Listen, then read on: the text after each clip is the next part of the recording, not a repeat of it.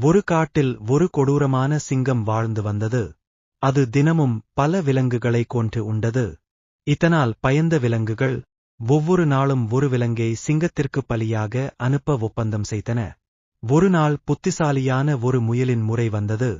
அந்த முயல் திட்டமிட்டு தாமதமாகச் சென்றது. அதைக் கண்டு சிங்கம் மிகவும் கோபமடைந்தது. அப்போது முயல், "என்னை இன்னொரு வலிமையான சிங்கம் தடுத்து நிறுத்தியது" என்று கூறியது. இதைக் கேட்ட சிங்கம் கோபத்தில், அந்த சிங்கத்தை பார்க்க வேண்டும் என்று கேட்டது.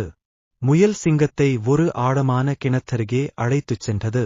சிங்கம் கிணற்றுக்குள் பார்த்தபோது தன் பிரதிபலிப்பை, நிழலை பார்த்தது.